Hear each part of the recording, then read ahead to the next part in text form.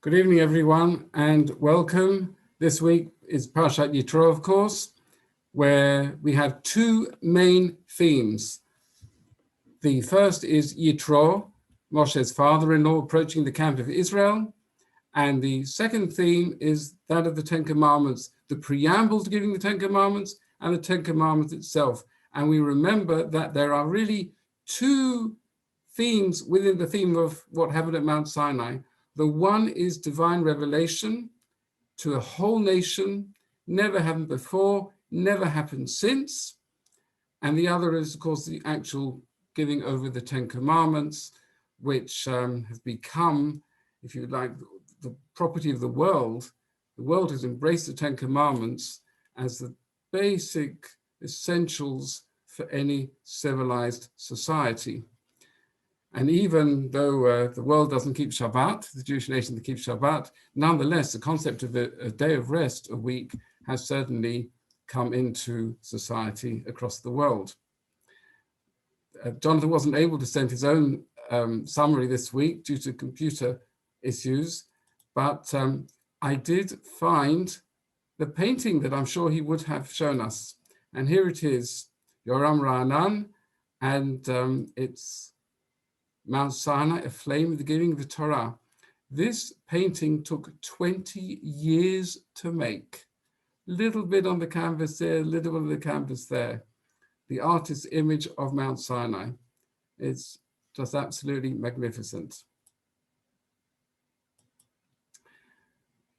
Let's get to work. So here we are, part 5 already in the book of Shemot. From slavery to sanctuary, now we're at Mount Sinai, or almost. And here we go. So, as we often like to do, refresh our minds, what happened last week? Well, of course, Beshalach was the Sedra of the splitting of the sea and the different trials. We mentioned the word Nisayon, the test to bring out the potential of the people, help them grow to get ready for Sinai. But the last stop was Refidim. At Refidim, that's where the people complained about the lack of water. Moshe hit the rock for them at Chorev. So he left Refidim with the elders, went up to Chorev, Sinai, hit the rock, and the water flowed down, incredibly symbolic. Also at Refidim, they were attacked by Amalek. And we said the significance of Refidim, which Rashi explained, Rafu Yadayim, their hands became weak and they couldn't hold on to the mitzvot. The place, in addition to Refidim, was also called Masa Umeriva, because of the bickering of the Israelites and because they tested God, saying, is God with us or not? That was last week. This week, so here we are, the verses that introduce divine revelation at Mount Sinai. B'chodesh hashlishi, in the third month, that Tzeit Bnei Israel meretz Mitzrayim, of the going out of Bnei Israel from Egypt, Bayom Hazeh, on this day, Ba'al Midbar Sinai, they came to the desert of Sinai. And then we're told, Vayisu Refidim, they traveled from Refidim. Vayavo Midbar Sinai, and they came to the wilderness of Sinai. Vayachanu Bamidbar, they camped in the desert. Vayichan Sham Yisrael Neged Hahar, and Israel camped there in front of the mountain. Lots of questions here. First of all, in all other journeys, they go to journey from one place, camp in another. That's what introduces things. By Yisumir Fidim, we'd expect to be the first verse, not the second verse. In fact, you could have put it all in one verse. They journeyed Refidim, and they came to Mount Sinai in the third month. Why did the Torah separate the two? Another question we find in the first verse, they came to Midbar Sinai, the desert of Sinai. And then in the second verse, we're told they traveled from Rephidim and they came to the desert of Sinai. It's repeated. And then we're told they camped in the desert. And then it says, and Israel camped there in front of the mountain. Well, they camped and they camped. Why is that repeated as well? So here we are with several questions, just to refresh ourselves. Why is the third month emphasized? And having said it in verse 1, Bnei Israel, the Israelites came to the desert of Sinai. Why is this repeated in verse 2? Why does it say they've journeyed from Rephidim? We know where they were before. And why does it say that they, plural, camped in the desert, followed by Israel, singular, camped opposite the mountain?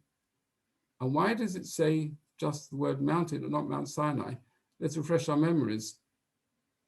Vayachanu b'midbar means they camped. Vayichan literally means he camped. He, the nation. Why is it repeated? Why do you go from plural to singular? And why does it say opposite the mountain and not mention the name of the mountain, Mount Sinai? Until now, that name is, as a mountain, is not yet mentioned. So those are the questions. So the Kli Yakar says something startling, and I have to say this is a message for today. Gosh, if there ever was one. Just a bit about the Kli Yakar. Rav Shlomo Lonchitz, who lived in those years, 1590 to 1619. For about 20 years before he died, he was the Rav of Prague. He was the successor to the Maharal, and he had to deal with plenty of squabbles in the community, bickering in the community, and a lot of outward affluence. He said, don't show your affluence, it'll bring tragedy on the community, and tragically it did, in the form of anti-Semitism. Be that as it may, this is what he said. His opening words explain these questions were, Israel would not be worthy of receiving the Torah until there is peace among them. And he reminds us of the verse which we sing when we put the Sefer Torah away. In the art, we haven't done that for a while, singing part anyway. V'chol nativotei shalom, and all its pathways will be peace. Israel, again, is not worthy of receiving the Torah until there is peace amongst them. And that is a message for today. He reminds us the significance of the third month, Sivan.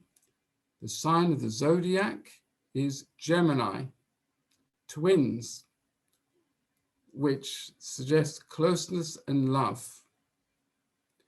He does a play on the word Rephidim. If you rearrange the letters slightly, you'll get Pirud, which means division, argument, swabbling. And that also connected Masar Meriva. Meriva, Riv is an argument. And he connects it to Rashi's explanation that Rephidim is Rafu Yadayim, the hands lost their grip on Torah. So when people squabble, argue, the connection to the Torah is weakened. And he also says, why does it say about the mountain, that they camped in front of the mountain? Just the mountain. It was a humble mountain. Mount Sinai is not a big, tall mountain, not like Mount Everest. It's like a hill. And this is what he says. The foundation of disputes is often the seeking of honor and power. They came there, they saw the mountain, they understood that Hashem deliberately chose it as a symbol, that he desired humility. So when they came to Midbar Sinai, the desert of Sinai, they were tainted with machloket, with argument. That's why it says vayachanu in the plural. But when they saw the mountain, it left them. The Kli Yakar is saying something extraordinary.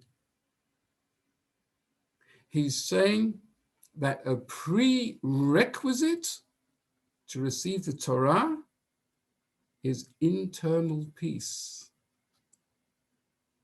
What are we to make of that today? We don't need a long commentary on the state of world Jewry today. Israel, so many arguments, so much bickering. The Kli Yakar, one of the great rabbis of his time, said to receive the Torah Mount Sinai was a prerequisite. It's not just some nice interpretation. Vayichan Sham Yisrael neged Ahar. Rashi says on that, why is it in the singular? Because they were ke'ish echad, like one person with one heart. Such was the degree of unity before the giving of the Torah on Mount Sinai. Extraordinary.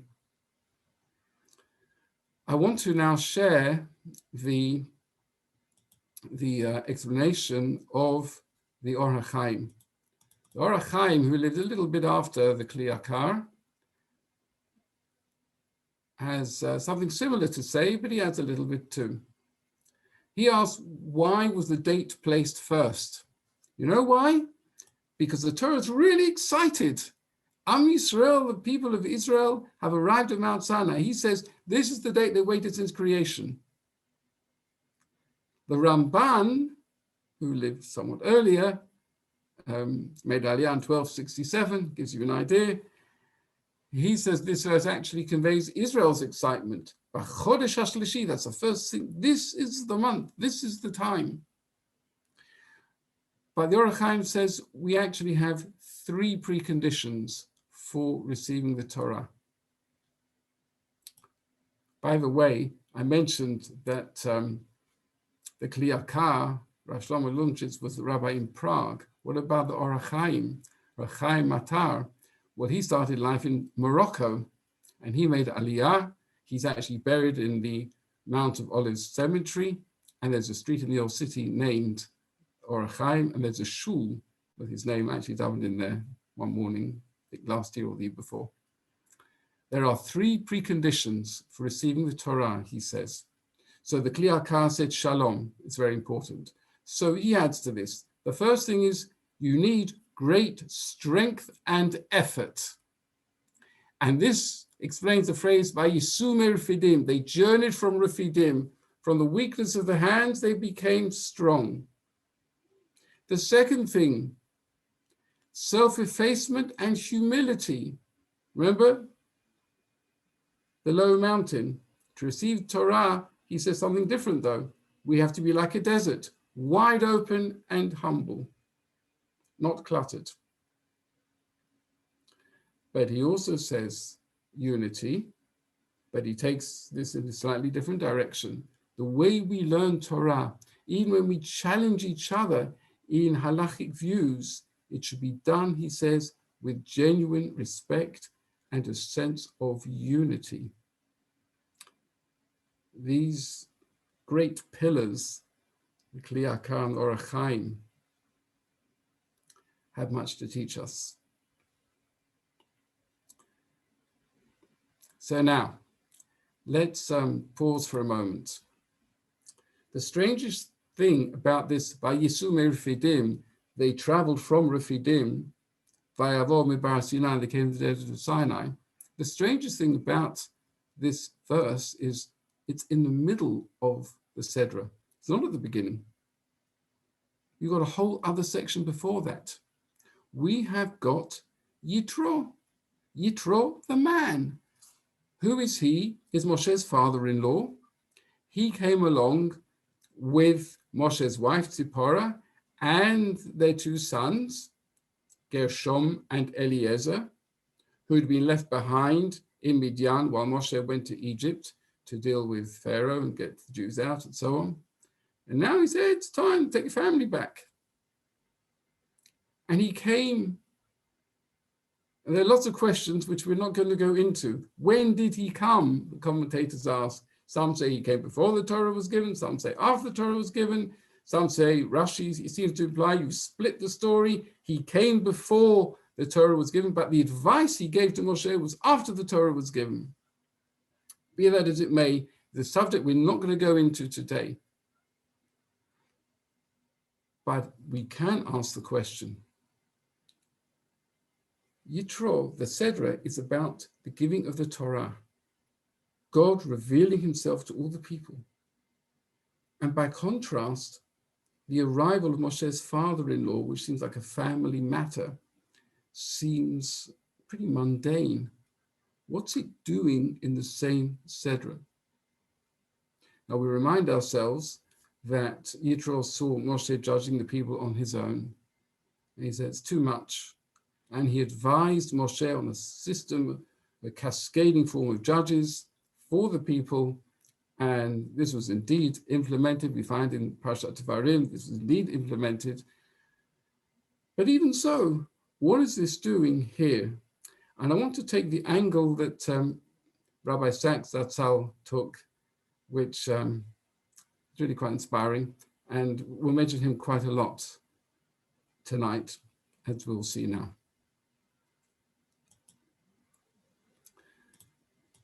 So he actually asked this question.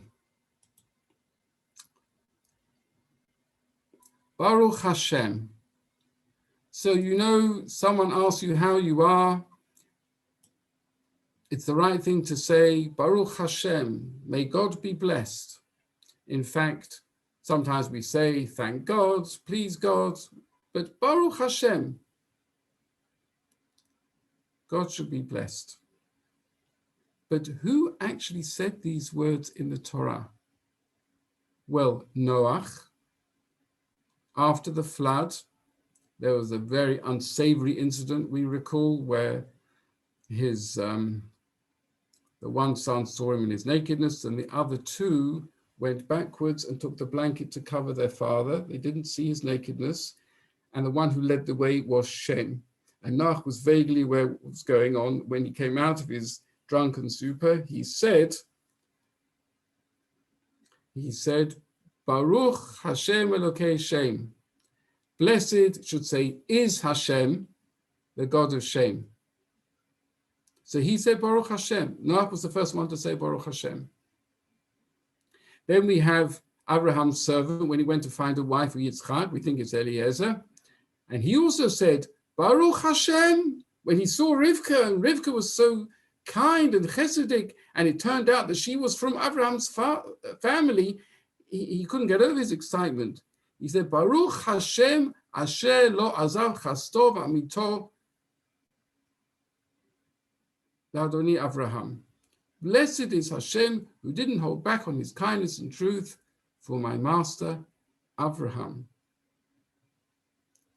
And finally, we have in this week's parasha, Yitro. Baruch Hashem, when he heard about all the miracles and how Hashem had saved Moshe and Israel from everything. Baruch Hashem, asher hitzil etchem. Blessed is God who saved you.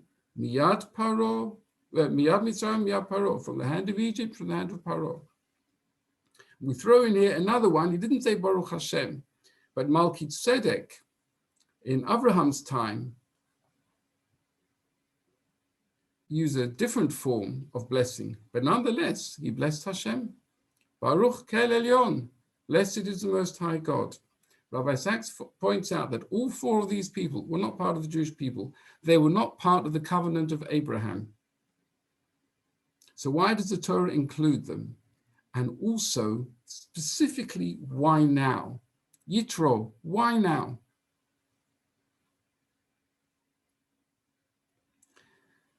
And Rabbi Sachs puts it like this. The single greatest problem humanity has faced since earliest times. How can I recognize the dignity and integrity of the other?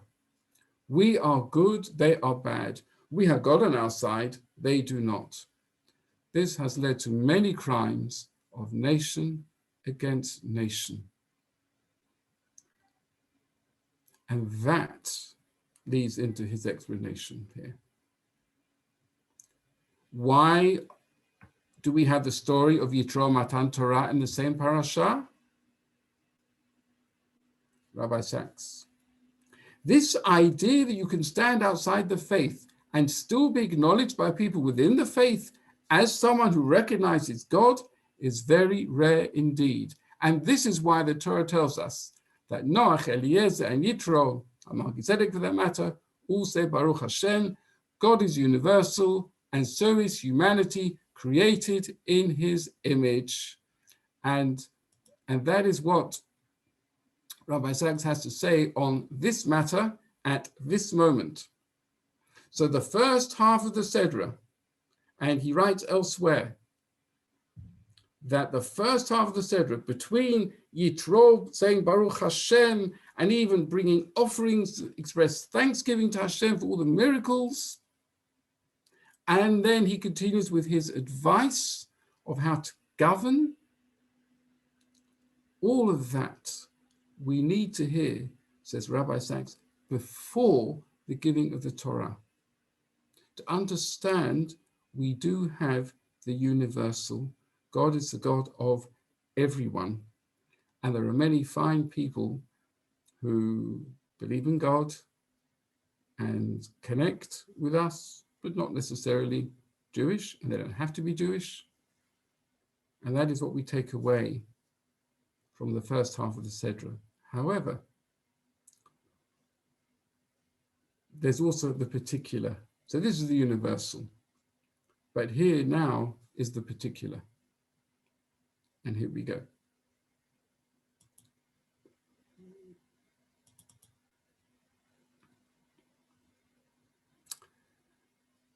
He says like this: the revelation and covenant at Mount Sinai were particular.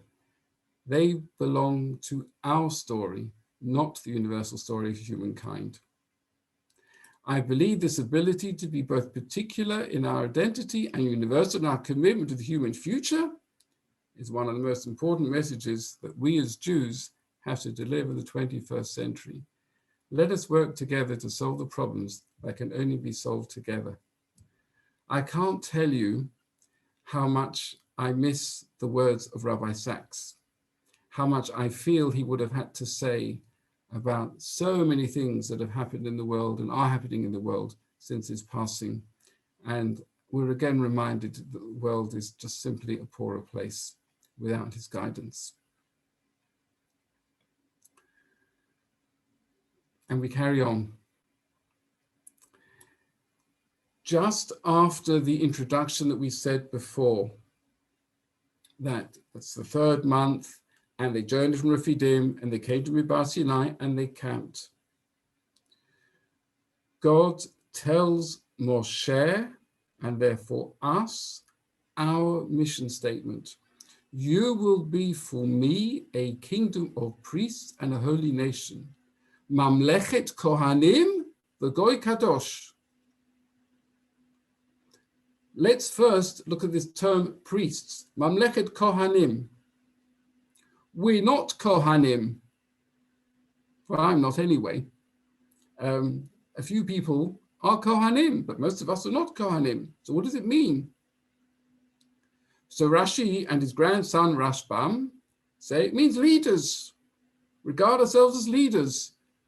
That's why it's hard to govern Israel, because you've got, millions of leaders. Or it could mean servants. Ibn Ezra, Ramban, they say it means servants. So Rabbi Sachs liked to join the two together. We are servant leaders. Yes, we're servants of Hashem. There are times we need to take the lead. And first of all, internally, Kol Yisrael Arevim Zeh Bazeh. All Israelites are responsible for one another. We are responsible for another. We know as a community during the time of the pandemic, we have to look out for each other. We have to help. We're doing our best to support and reach out and so on and so on. Many communities everywhere. And, we sing Psalm 23, the Lord is our shepherd. So he says, the Lord may be our shepherd, but no Jew is ever a sheep. We don't just simply follow. We ask, we question, we argue. But he also says to be a Jew is to be called on to lead. Times where something needs to be done, we don't look around and say, the shul should, the government should. Well, what can we do as individuals? And that can achieve so much. So that's the mission statement of the Jews. As Kohanim. But what about Goy Kadosh? So we'll pause that for the moment. Goy Kadosh, a holy nation. The question is, what is holy? You know, when couples come and see me for the first time, before they get married, they're engaged and it's very nice. And I point out to them that the word to describe the wedding ceremony is kiddushin. And I always ask them, does it sound like a word you know? And most of them will say, yes, it sounds like kiddush. They think a bit harder, it sounds like kaddish. Those a bit more knowledgeable will say it's kadosh. What does it mean? And some will say, oh, it means holy. And then I'll say, well, what does holy mean? And then we all get stumped. What does holy mean? So we can say there are prayers which are very holy, we can only say them with a minyan. Kiddush, we say a special prayer which talks about the holiness of the day, which is Shabbat. We talk about the Ark, which is Aron HaKodesh, the Holy Ark, and we are walking around the subject. What does holy mean? And it's very important here because we're told our mission statement is not just Mamlechet Kohanim, it's also Goy Kadosh, a holy nation. So, of course, by looking elsewhere where the word holiness is used, we can get a bit of an idea. So, Shabbat. Shabbat is a holy day. The Torah tells us that. What does that actually mean? Well, Shabbat is different from the rest of the week. In fact, unlike most cultures, Judaism deliberately does not have names for the days of the week. Yom Rishon, Yom Sheni, Yom Shlishi, day 1, day 2, day 3, and so on, up to day 6. Why? They're all counting towards Shabbat. Shabbat is something which is very special, an island in time. What is it that makes Shabbat specifically holy? So we're created in the image of God. Just like God had a vision, created, we're like that too. We think of something and then we do it. And that could be very creative. And 6 days a week, 10 Commandments, 6 days a week, we do that work. We are like God, we are creators. Now, if God is everywhere, how is it possible that there's room for us in the world? We're not completely overwhelmed. And the Kabbalists say, God is with some saying, he held back. He holds back so that we're not completely overwhelmed. But 1 day a week, it's not God who holds back so much, it's we who hold back.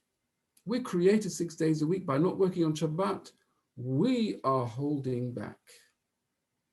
This holding back and allowing God more into our lives is what is Shabbat. So that means we're talking about the holiness in time.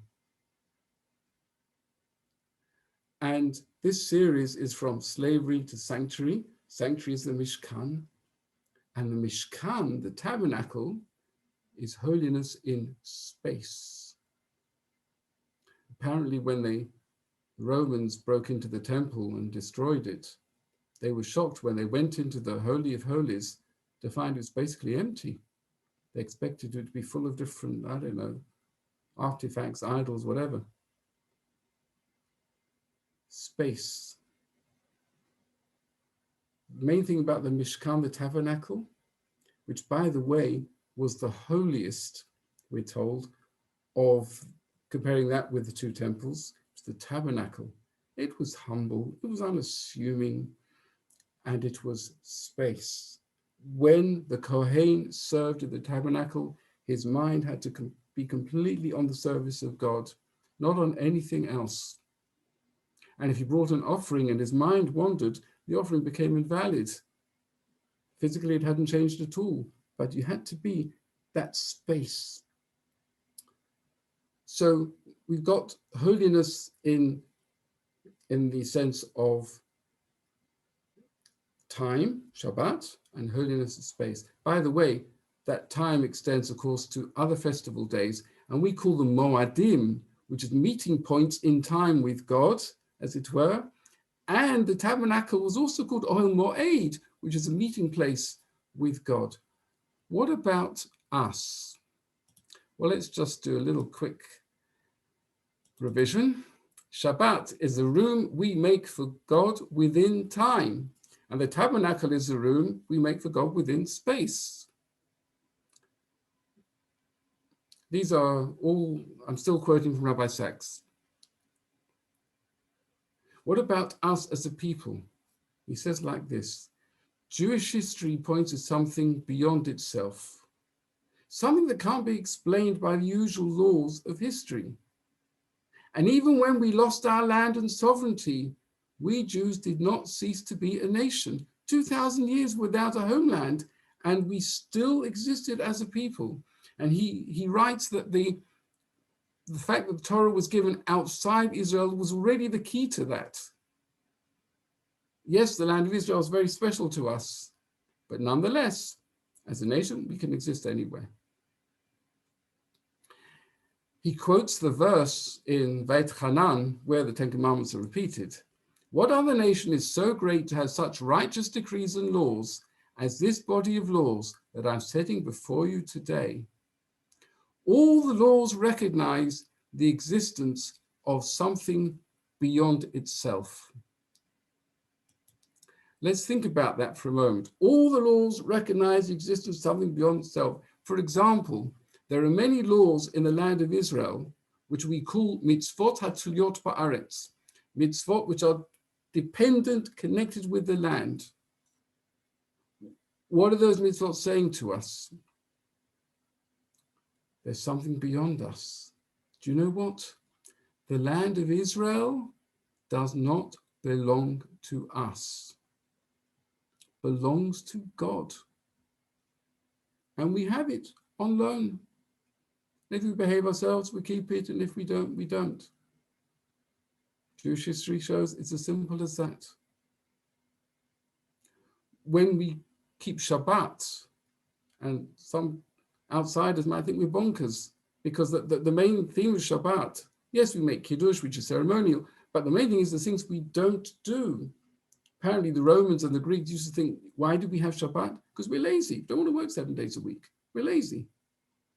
Today, nobody wants to work 7 days a week, or even 6.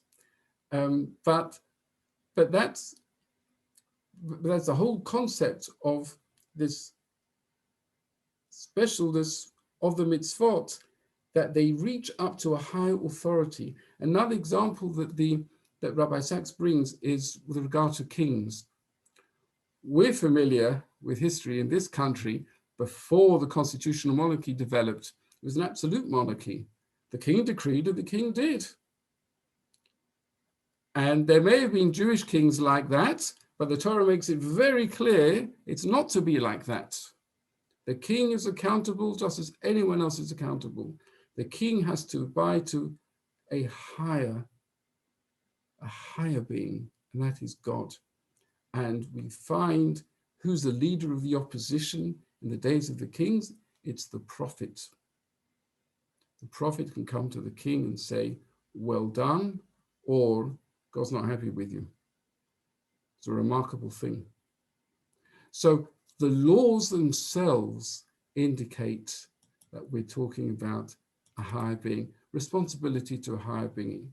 And therefore, we can say in conclusion, Kadosh means, in conclusion to this page that is, Kadosh means that which in itself points beyond itself, the time which signals eternity, which is Shabbat, the space which intimates being beyond space, which is the tabernacle, presence of God, and the nation whose history and way of life bespeak something else.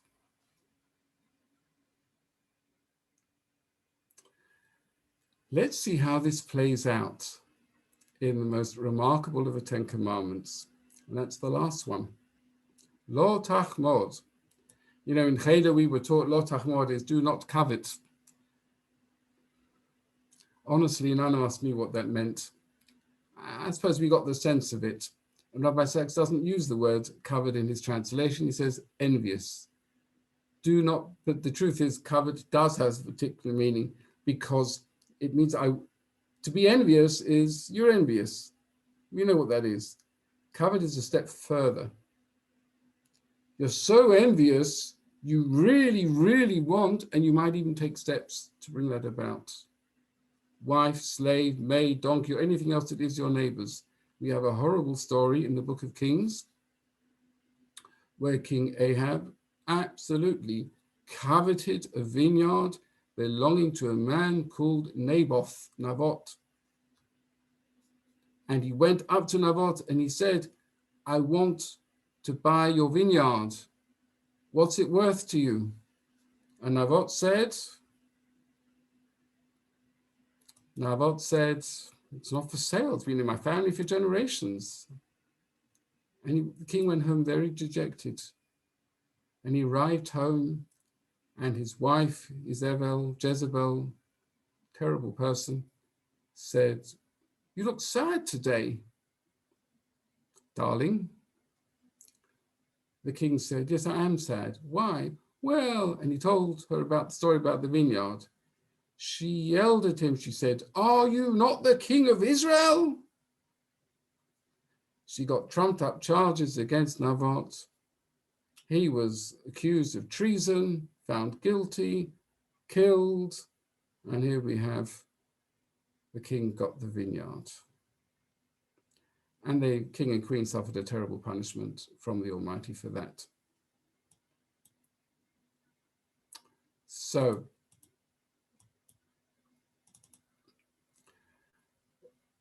envy can lead to adultery, theft, false testimony, and even murder. It's not such an extraordinary thing. But the first 3 commands, the 10 commandments, I am the Lord your God, brought you out of Egypt, knowing there's a God. Don't have idols. Don't take my name in vain. Brings to mind God's presence in our history and in our lives. The second 3, Rabbi Sachs says 3, including don't murder, Shabbat, honoring parents, and yes, don't murder, remind us that we are all creations of God. And if we keep this in mind all the time, we are God's creations. We have this connection with God. This should help us rise above envy. How so? Because we have what God wanted us to have. Why should we start wanting what others have? When we stop defining ourselves in relation to God, as we're supposed to do, we start defining ourselves in relation to other people. This is what leads to strife, envy, and unhappiness. I have to say, the last of the 10 commandments and the theme of Yitro do have a connecting link. If one avoids lo tachmod, don't covet, don't be envious, and one works through Yitro's thing of, it says, Am v'komo yavo b'shalom, when you have a good system working, everyone will come to their place in peace. Got peace and harmony there. We've got peace and harmony because they're not coveting, and bang in the middle, they left Refidim to come to this humble mountain, and they understood they need to be together. That is a theme that goes right through the Sedra. What have we seen today? Well, we moved on from Refidim to Sinai, and we left the arguments behind. We should, from this parasha, appreciate that others also have a belief in God. We understand the importance of, missing letter there, legal structures. That's what Yitro gave. But above all, we have a mission statement. Servant leaders and a holy nation, reaching up to something that's beyond us, reminding ourselves our history and our laws connect with a higher being. And we gave lo tachmod, don't covet, as an example. Could never put that in civil law, regular civil law. So, where was Moses? What do I mean by that? A kingdom of priests and a holy nation. How is that going to work out in practice? Well, where was Moses when the Ten Commandments were given? Was he up the mountain or was he with the people? And if he was with the people, when did he go up the mountain? That's one question.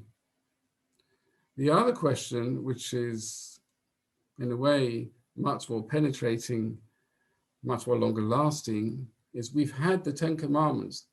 They're not really 10 Commandments, they're 10 utterances, 10 sayings, 10 expressions. It's actually 14 commandments altogether. Things we should do and mostly things we shouldn't do. They are the headlines. But if we are about becoming a Mamlechet Kohanim V'Goy Kadosh, a kingdom of priests and a holy nation, presumably it's going to require more than simply the 10 Commandments. This is another example of being shown a great vision, and now comes the work. Remember last week in the Shirah, the song they sang after the sea, they had a vision of a Mikdash in Yerushalayim. Looks amazing. How are they going to get there? We see the hill in the distance, but there are lots of hills and dales in between. How are we going to get there? We'll start to answer that, please God, next week. Thank you for joining. Have a good rest of the week. Thank you.